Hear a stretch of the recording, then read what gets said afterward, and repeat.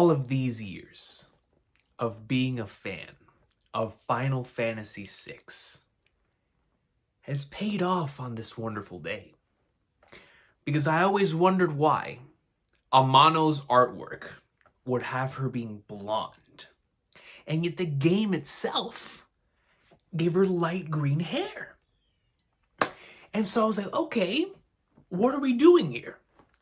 But now, thanks to the latest SBS, I have come to the conclusion that the creators of Final Fantasy VI over at Squaresoft were just trying to hide the truth. Like the Gorosei did with the Nika Nika no Mi, they were just trying to hide the fact that Terra Branford is actually Roronoa Zoro's mother. It wasn't me that said it, it was Oda. And we all know how much Oda loves his Final Fantasy VI. And so when I see the name Terra being associated with Zoro's mom, you can't tell me. Bro, listen. Terra with the green pixelated hair is my Terra. And that is Zoro's mom, ladies and gentlemen. Let's get right into it. I've never done one of these SBS videos. It's never really been my thing. But y'all were telling me all week that you wanted to hear my opinions on it. And so I'm sitting down and reading some of this stuff. Some of this stuff I'm reading for the first time because I only got the bits and pieces of it throughout the week. Like the Tama thing and the Zoro thing and the Chopper thing. But there's some very, very interesting stuff here. And as a matter of fact, I'm not even going to start one of those. I'm going to start with something that Kaido said in chapter 1045 that Oda elaborates here, which I find to be so fascinating for the Wano arc. So we're going to be going through some of volume 105's, this legendary volume right here, as SBS, and of course I'm going to be getting the translations from different parts of the internet, but mainly from my boy Library of Ohara. Shout out to Arthur. So in Arthur's translation of this particular page, so remember back in chapter 1045 where Kaido referred to Gear 5 as like a comic strip.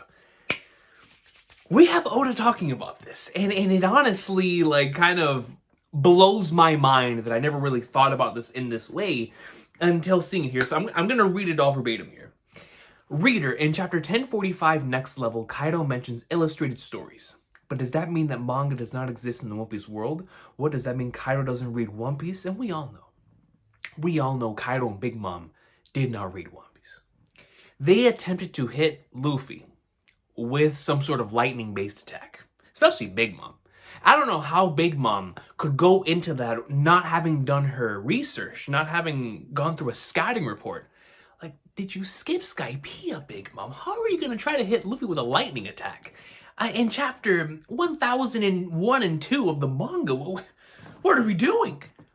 Like, come on, man. Someone caught a curry, pudding, oven, perospero, definitely perospero. Someone, Daifuku, someone should have went up to him and be like, yo, he's rubber. You know what I mean? Regardless. Obviously, Kaido doesn't read One Piece. Ah, yes. This is Oda. Ah, yes, I brought up the concept of picture books and illustrated stories.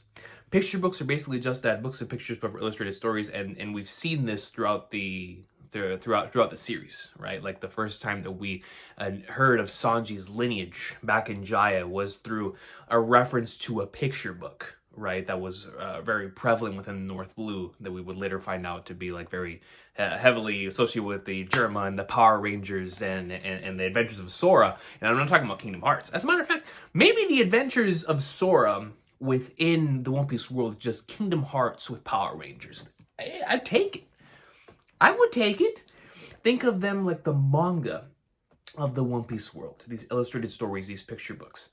There's no concept of speech balloons like in manga, so instead the picture is progressively told in the form of sentences and paragraphs found in a text box within each panel. And famous titles include The Warrior of the Sea Sora, which appears to be the most popular of the series, Fire Dog. Then we have Poke Emon. So we have a combination of Doraemon and Pokemon here, which is very interesting. Monkey Ball, which right off the bat looks like his journey to the west, and Maruko-san. So what fascinates me about all 5 of these here is even me trolling and associating the Warrior of the Sea Sora with like Kingdom Hearts and Power Rangers is still all like heavily influenced by Japanese media, right? So you have these concepts, and let me go to the translator note. The illustrated stories Oda's referring to and monogatari in Japanese were a format of comics adapted in Japan prior to the modern manga, which consisted of, as Oda describes, panels with text boxes that describe what happens in them rather than the speech balloons more commonly adapted today. You know, a very different type of style of telling these stories. Among the OP World examples Oda shows, several of them are references to other manga, including Doraemon, Pokemon, or making a joke on his pocket to make it sound like Pokemon, so obviously he's attempting to make a pun there. Dragon Ball, though it appears to be... see, I didn't even think of Dragon Ball. I thought of Journey to the West when I saw this. So this is just Dragon Ball, then. Dragon Ball and Journey to the West, which is a crazy combination, from which Dragon Ball was inspired by, and Chibi Maruko-san. Or Maruko-chan. All three of these manga are works that Oda was inspired by and deeply immersed. That is definitely factual. So it being Dragon Ball now, definitely, and alongside with Journey to the West, adds on to what I got from this, which I find to be super exciting. So when we got chapter 1052, which was the chapter where we had like the mixed baths scene, it really made me think about what Oda was attempting to say throughout the course of the Wano arc, and there was so many themes. It's a very ambitious arc, but one of them obviously is attempting to open the minds of the individuals within Wano, right? To like metaphorically open the borders that are within Japan to accept ideas from around the world, right? Like we do not have to stay just doing what we've been accustomed to doing for all these years, sticking to our traditions. Like it's okay to go out and be open-minded to things that the rest of the planet is doing in order to allow our society to evolve as well. You know, that's a big major theme of the Nolan Kagara flashback that is definitely prevalent within Wano. I'd probably say even more prevalent within Wano, considering the whole emphasis on borders and attempting to get past just doing the things in which you're used to doing within your country and accepting those ideas, being open, most importantly, to accepting those ideas. So, and we see multiple different instances of that throughout the story, but I never put two and two together. As many references as I made to the Looney Tunes and to Tom and Jerry and to Yu-Gi-Oh! And to so many different things that I thought of whenever I saw Gear 5, I never really thought of the battle. Once Luffy went Gear 5, the battle then became... The dragon obviously represents so much of Japanese mythology, right? And Chinese mythology, just Asian mythology in general. The dragon is like the representation of that. And fighting against that dragon is a creature within the series, a character within the series whose transformation represents the apex of animation on our side of the world. Almost like a collision of what the Americas were able to bring to the world of animation with Bugs Bunny and with the Looney Tunes and Disney and flipping the greatness of Tom and Jerry and Flintstones and all these incredible cartoons that forever changed the way in which everyone views animation, right? Like they're both... It was like a combination of both the East and the West coming together to truly showcase what animation is capable of. And I think, especially considering how inspired Oda was by the Disney Renaissance era, by stuff like Looney Tunes and Tom and Jerry in the initial creation process of One Piece, that now this felt like the ultimate. This is what I'm talking about when I say we should be open to the ideas presented by the rest of the world, because One Piece itself would not exist without direct inspiration from stuff like the Looney Tunes and the Flintstones and Tom and Jerry and stuff of that nature, which to me is such a cool thing, man, because it's like symbolically, and obviously I could be reaching as far as Luffy in Gear 5 when he's in the giant form, but to me that's just so interesting. Now that I look at this fight, a fight that I already adore with every single fiber in my being, and after rereading it with Khan, I love it even more, right? But It's a battle that now represents like truly what happens when someone who is not limited by the restraints set around them can potentially do. That has always been the idea of Gear 5, right? Like Gear 5 represents limitless imagination and being open to any and all ideas to add into Luffy's arsenal. He is going to take anything that's cool, regardless of where it comes from, and he's going to add it. That's the one thing that we've always loved about Monkey D from the beginning of the series, and that's something that makes Gear 5 so insane in his hands, because only he can make it this insanely OP. But now we have a scenario where someone who is open to those ideas, someone who has an imagination that goes far beyond, is taking inspiration from a part of the planet that is directly like in a collision course against Japanese and Chinese mythology, and in that type of way, the way in which they do animation as well, right? So we have someone who represents so much of Japanese mythology and Asian mythology with the likes of like Gear 4, right, and whatnot. But also taking it a step further, he's Luffy is now turned into an individual who is not only just inspired by the stuff within Japanese culture and within Asian culture, but now with Gear 5, he's also able to represent the other aspects of the world and in the way they handle their comics and their animation and stuff. And I just find that to be so cool, and how that is how he overcomes the dragon. Is not by something within the country itself, but by going outside of the country to take something outside of the country to deliver the final blow and to really take Kaido down. It's like not only a collective group effort by all the people there, like the Scabbards and Yamato and Luffy coming together in order to make this happen, but it's also a collective effort by like the history of animation and comic books to take this man Kaido down, right? And I just find that to be so cool. I really do, because now it adds even more to what was already an incredible fight that took place from base form to Gear 2nd, Gear 3rd, Gear 4th, Gear 5th. I mean, we saw this man do everything he possibly could against Kaido in the different battles that he had against them from Act 1 until the end.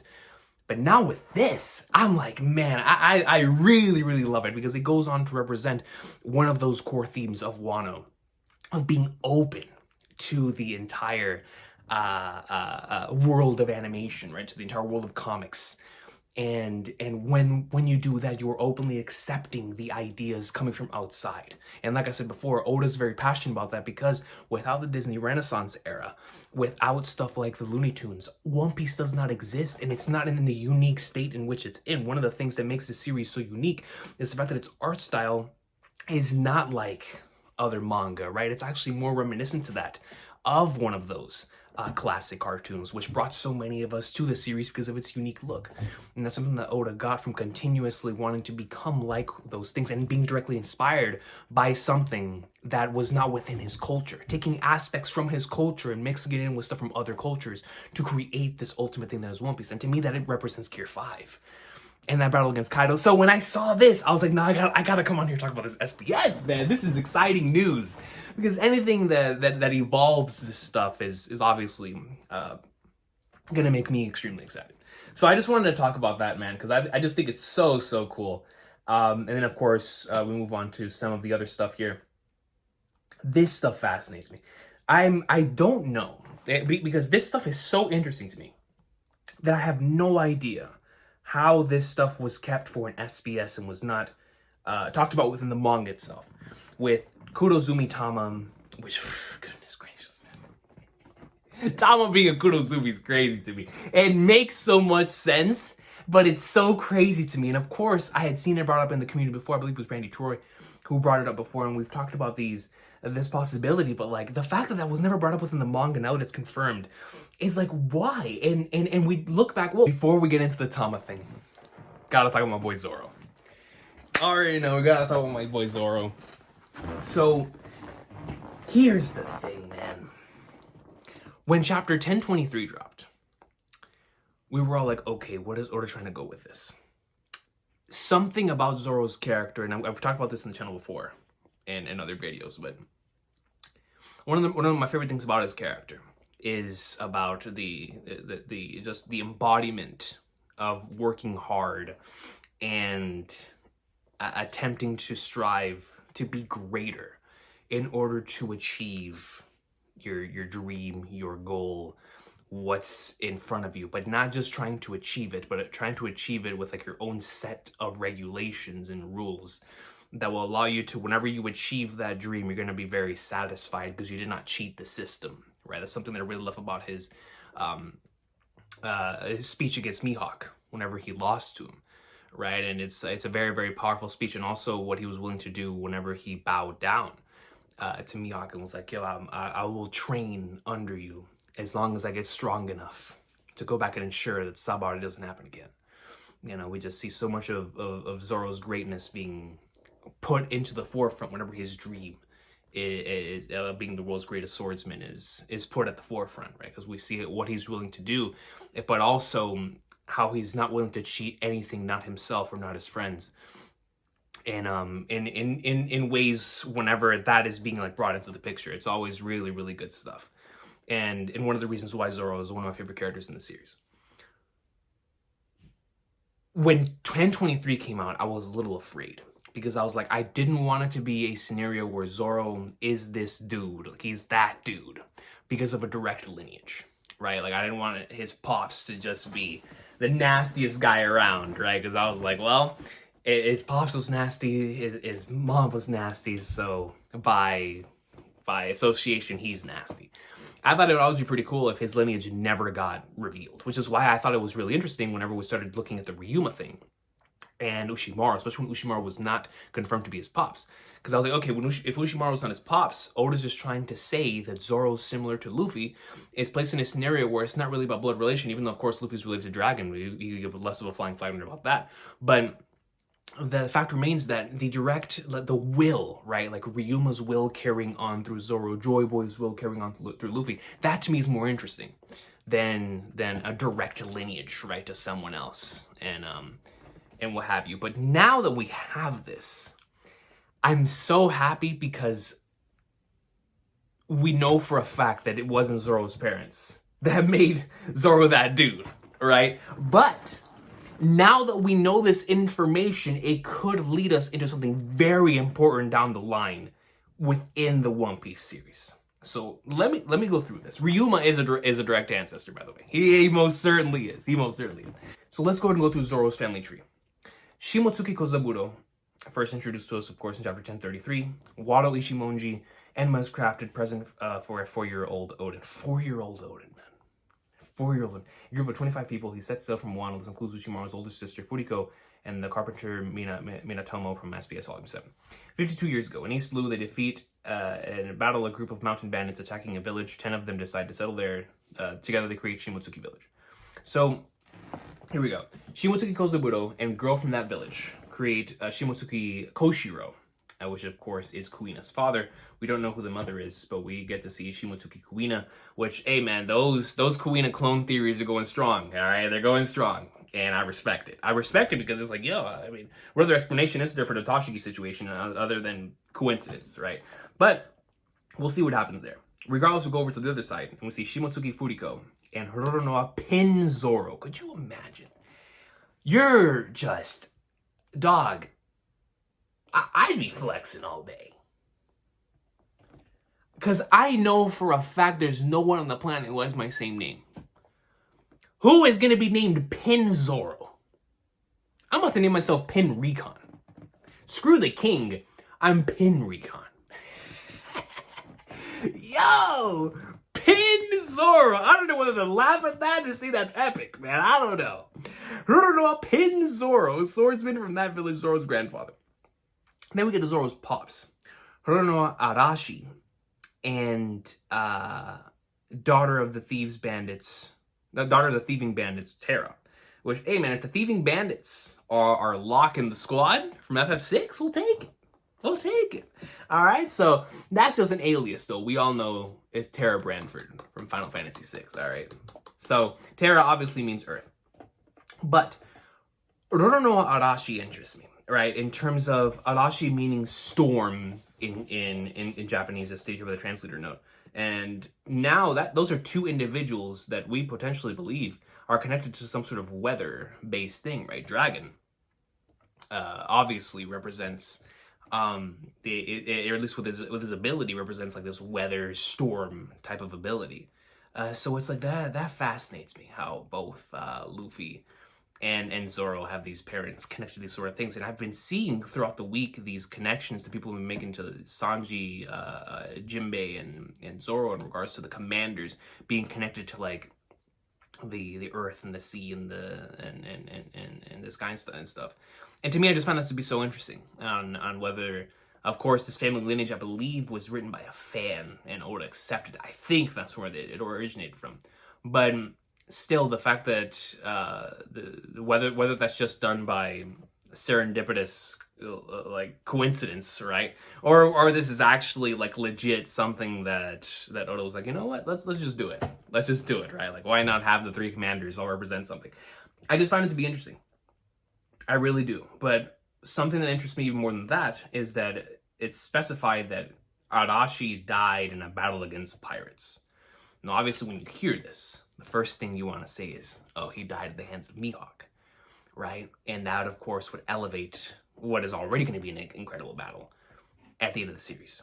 The thing I have here is Zoro, similar to Luffy, I don't think he gives a flying flag when his pops is. I'm gonna be honest. You know what I mean? Like, he didn't strike me as type of dude. Mihawk could be like, yo, you know, I killed your pops. He's gonna be like, my pops? You talking about Koshiro? Back at the village? That's the only person I know. You feel me? I don't know no pops, man. So, I wonder how he would take that if that were to be true. Regardless, Zoro now having the name Pirate Hunter at the beginning of this series. If there was some sort of connection there, because I don't know if Zoro knows, right, about this thing. But the term Pirate Hunter now being associated with someone whose parents was killed by pirates, you kind of want to make that connection. But the thing is we didn't have this information until now. But I just find that to be super interesting. If, regardless of whether that's going to play a role down the line or if this is just for now, obviously, I think what this family lineage being saved for the SBS is showing us is that this is going to play a very minor role within this series. As, at the very least, I expected in regards to Zoro's direct lineage. I think the important thing that Oda's going to be showing with Zoro's character is the connection to Ryuma throughout the rest of the series. The connection to Ryuma is going to be his version of like Luffy's connection to Joy Boy, in which those are going to be the direct parallels that we're going to be seeing from this point forward, and not the direct parallels with like his parent, in the same way that I have with not only just Luffy but with Sanji as well. Shoot, I'll be looking at parallels all day with Sanji and Zeph. You bring up Sanji and Judge, even though I do expect them to have a scene at the end of the series, a moment together, right, where a Judge is able to really atone for everything that he's done in an attempt to ask for forgiveness from Sanji. I definitely do believe that's going to happen towards the end of the series, especially as the Germa become more and more human. But in regards to Sanji's pops is always going to be Zeph to us. And in that same way, it's going to be like, okay, then when we associate that connection with Sanji and Zeph, and Luffy's proverbial parents being Shanks and his ancestry being Joy Boy, it's like, Dragon, whenever they have their meeting, that's going to be dope and all, but it's like, does he even care? You feel me? So, of course, that's going to come down to what we see down the line. Dragon is still his blood pops. But so we'll see what happens there. But in regards to Zoro, I think it's mainly just going to be emphasis on the Ryuma thing from here on out. I just wonder if it was always going to be like that, then why put so much emphasis in 1023 in a chapter filled with stuff mainly based on bloodline lineage, the Lunarians, the land of the gods. We were speculating Sanji could potentially be a Lunarian. Well, all that stuff was in the vibe and in the atmosphere. We got stuff on Zoro's side that was implying that his lineage could be more special than we all initially anticipated. So I wonder if that was just us having the wrong expectations, being surrounded by other information that would lead us to be otherwise, or Zoro or Oda putting that in as these are the two sides of the line, right? Individuals who have direct lineage to other things, and also individuals who are just going to be connected to them through ancestry and through their will. And so it looks like Ryuma is going to be the main focal point for Zoro's ancestry from this point forward, and also whose will is going to be quote-unquote carrying until the end of this series. So that to me is what fascinates me about Zoro's family tree, and it's nice to finally have this so that we can look and be like, okay, this is where Zoro comes from. And like I said, Tara Branford is factually stated in the SBS his mother. And that is always going to be something that I will hold very near and dear. And in that same line of thought, when it comes to Wano, we now have Tama. Now, Tama, like I said before, we had speculated after a certain point, and not me, but the comment section. And like I said, I believe it was Randy who brought up within the community about Tama potentially being a Kurozumi. And that idea fascinates me so much. And I want to read this by Oda, because now that it's been confirmed, I wonder why something like this was not explored. And this is actually going to connect us into something else you said in the SBS that confirmed what we were talking about back in chapter 1057, right? So I'll put it bluntly. Otama's real name is Kurozumi Tama. But then does that mean that she'd be hated by those around her? In the last scene of Wano, Hiyori firmly declared that Kurozumi was born to burn. Does that mean that people like Tama would be included in that? Obviously not. Here is where I have my issue with this being related with this being presented with an SBS. What Oda was trying to get across in chapter 1057, which was a very powerful thing to end that arc on, would have impacted us even harder with a direct confirmation before that on this. Now, obviously, putting two and two together, a lot of us already believed that Tama was a Kurozumi, just based on, like I said, normally when something like that happens in the community, it starts becoming like a part of like the collective headcanon, right, that we have.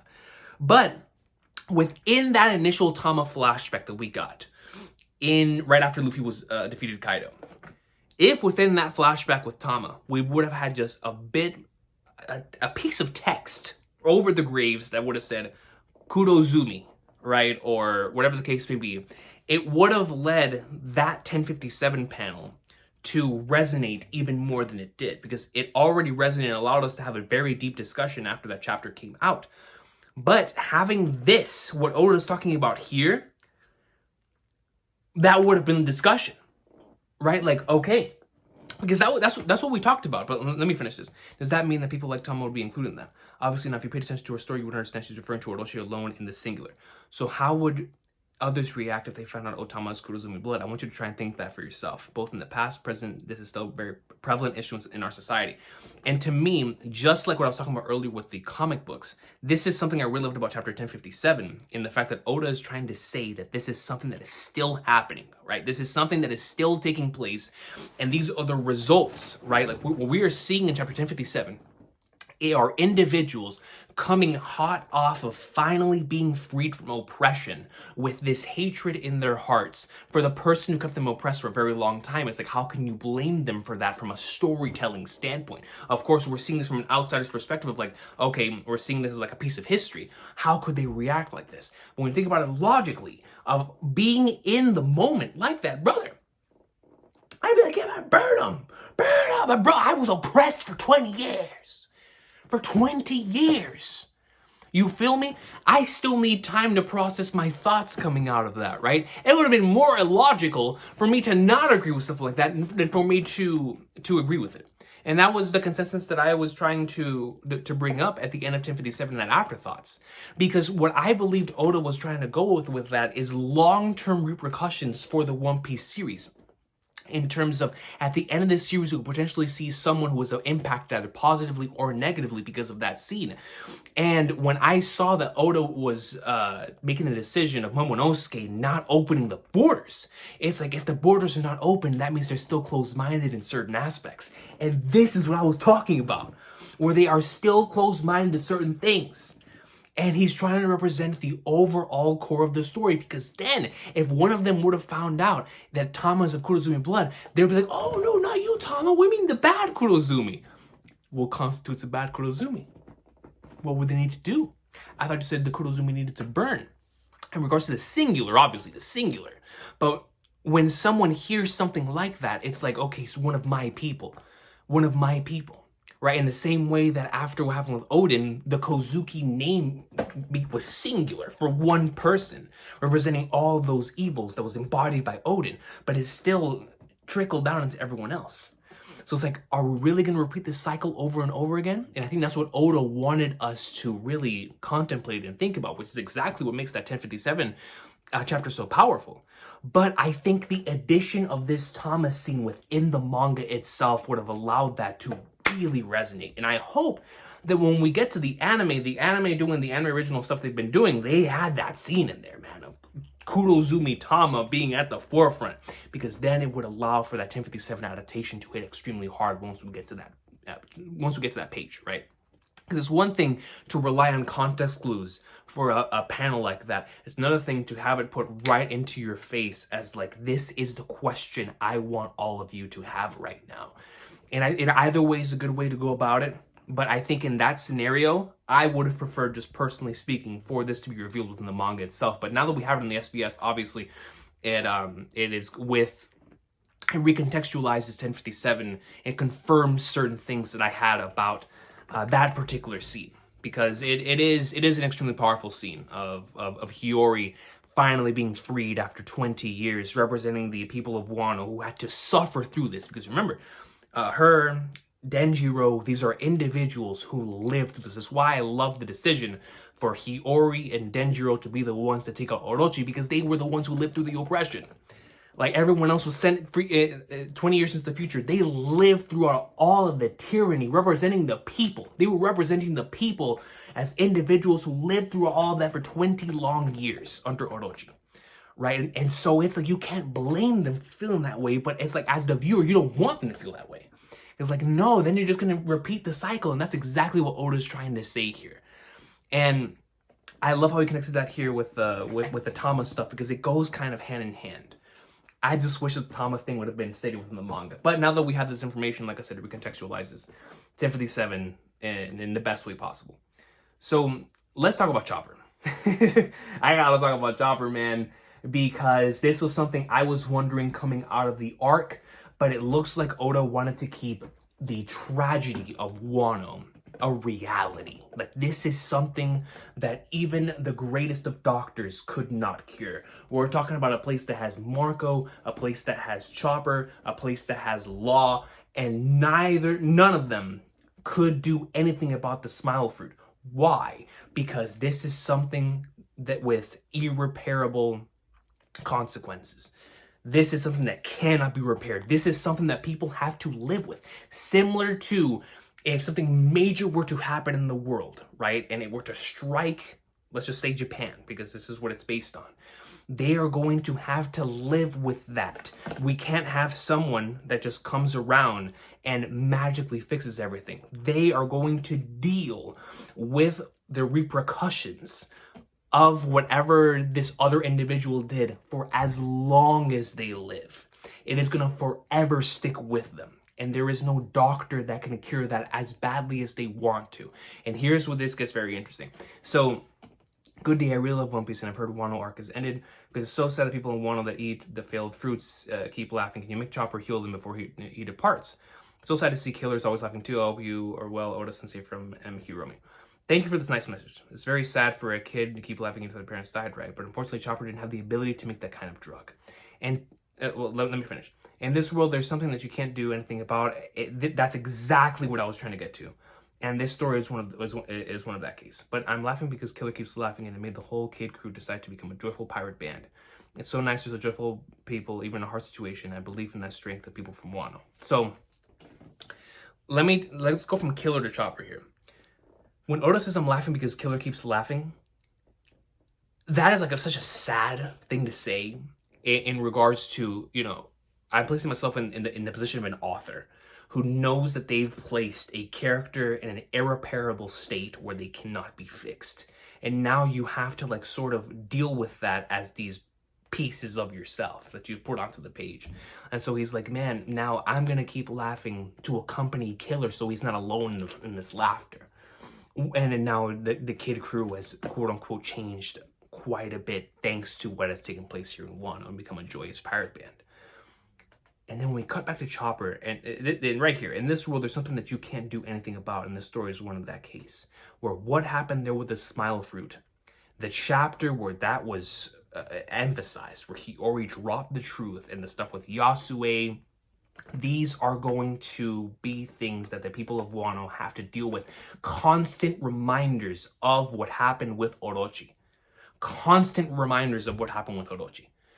They are going to be these living individuals who will be laughing no matter what. And when other people see them, they will be the symbols of Orochi's terror, his regime, his reign, and that we cannot allow something like that to happen again. And it goes back into the chapter 1057 thing. It's like, how are they going to deal with that? Are they going to learn to forgive them for it?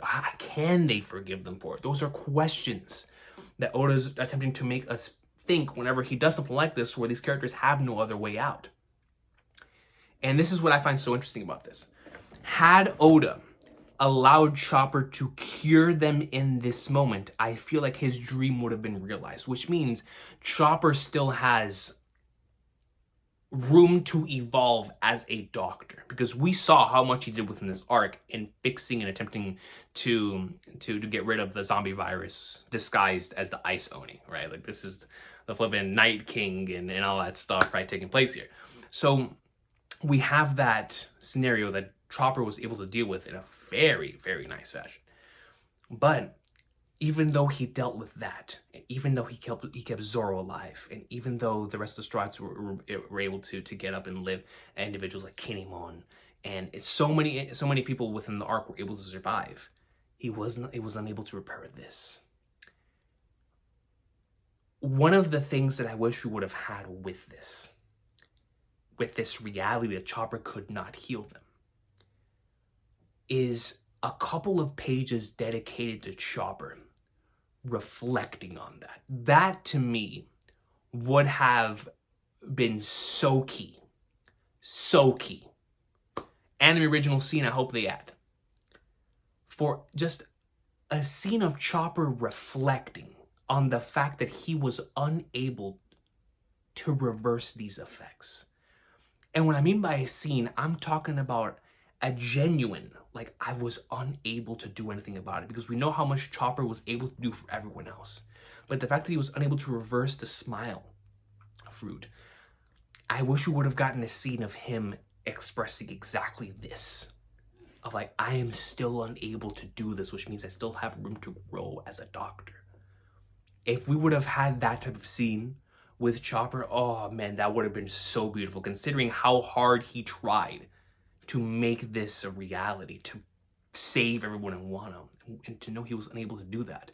I just wish we would have had those panels of self-reflection, because I love the idea.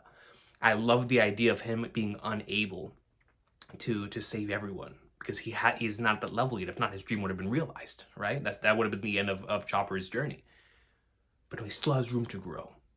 And I just wish we would have gotten that panel of him reflecting within that, because that would have hit home. That would have hit home, man. So, like I said, another thing that with context allows the smile stuff to hit even harder. Just wish we would have gotten a panel like that within the arc itself. So then we cut over. This one will be quick. It's the model for Kuroma Tensei, which we saw in chapter 1054. The director of the Marine Criminal Investigative Service that appeared in chapter 1054. The model for Tensei is an actor named Kobayashi Akira. This just passed in my mind, but somehow I realized that I've made almost every legendary actor as high-ranked executive in the Navy. But aren't they all black-haired? Of course, this didn't happen at first, so I didn't plan for Ryukyugu to have black hair. As you know, Battles of Love is kind of about a movie for me. And that way, Kaido and Kuroma talked very consistently. It's very exciting for when I watched it. They are really cool. It's just Oda taking his inspirations and wanting to showcase that within the series itself. And obviously, just like Luffy, Oda's the type of individual, and anytime he gets inspiration, he's just super excited to showcase it in some way, shape, or form in the One Piece style. So the last thing we'll be talking about today is Arthur's comment here in regards to Oda revealing Sanji's scientific alterations and Diablo Jumbo here. So Oda reveals Sanji's scientific alterations give him abnormally high resistance to heat, even in the past. The way he words it infers this is why his leg doesn't burn off with Diablo Jumbo, though he doesn't say Diablo Jumbo itself is caused by these alterations. So it looks like it's adding even more mystery into what Diablo Jumble is as an idea. Similar with Ashura, where now I'm starting to turn more into line that yes, Ashura is most certainly like a manifestation of will, right? And it could even be like hints at conquerors, right? In that regard. But this, especially now with Ifrit Jambe, the idea that Diablo Jumbo was always able to work in Sanji's body because of his body and the alterations. And now that his body, after the Kuroma technology, is able to resist flames that are even harder than the initial Diablo Jumbo flames, from the Ifrit Jambe flames, it makes a lot of sense to me that once the even more alterations took place after chapter 1028, now he's able to resist flames of the sun, right? Like these blue flames that are extremely hot. That makes a lot of sense to me. And so that explanation just adds more hype to the whole Ifrit Jambe thing. Like, man, how hard are these flames, dude? The fact that his body now having changed to be able to resist these things, like, just how hot can it go, man? How much higher can we get? You know what I mean? And so I find that to be very interesting. But overall, those are the main points from the SBS that I really wanted to talk about today. I think there's some really interesting information here. Some stuff that, like I said, I wish would have gotten revealed in the manga. But now having that context definitely does add a lot of weight to certain scenes. And I love what Oda did with Wano in regards to representing the greater whole of what he wants for his country. Because we know how much he loves his country. And for him to be able to represent it and also represent his wishes for the country itself, and as well as the fears that he has for the future of the country if they don't change their ways. That to me is such a great type of desire for wanting to write an arc, is to capture that. And I think he just did a marvelous job with that. It's hard to write these things on a weekly basis, which is why stuff like the Tama and the Zoro thing gets saved for an SBS, and that's been happening a lot recently with like the data books and the SBSs and stuff of that nature. But of course, now with this sort of just adds on to the canon, right? To the massive canon of the series. I just really wish, especially the Tama thing. I think the Tama thing being added into the story would have been key. It would have been so great in those last couple of chapters in regards to just that 1057 scene hitting even harder than it already did. But my favorite thing about all of this was definitely the comic book thing. Just the idea that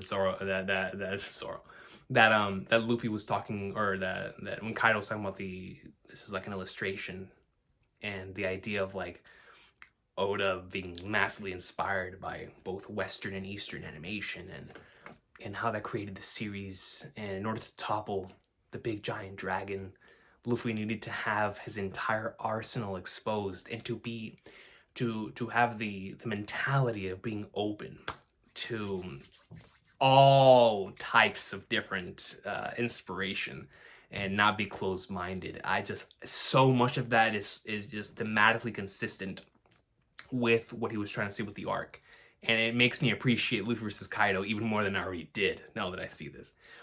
So this is it for today's, maybe this is an afterthoughts, a Recon's piece, right? Like I said, I've never done an SBS thing like this, but if you like this, please let me know in the comments down below if you would like to see this again when the next SBS comes out.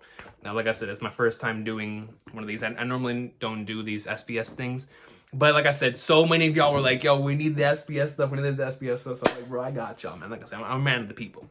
If the people ask and I can deliver, best believe I'm going to deliver, especially on a week where there's no One Piece, man. Like, we needed the greatness. So I will see y'all next time. Have an awesome day. Please let me know in the comments down below any thoughts that you have in regards to this SBS. And I will see y'all for the next chapter coming out next week, man. And if you did not get a chance to watch the commercial that came out a couple of days ago for it, definitely watch that as well. I have a reaction up to that. I've reacted that over on in the channel, over in the video section. That was the most recently uploaded video before this, and it was such an amazing commercial, man. And so if you want to watch the commercial, either watch the reaction or watch the original trailer, because it's so good. It is so good, man. So I will see y'all. Can't wait for the next chapter. Y'all take care and have an awesome day.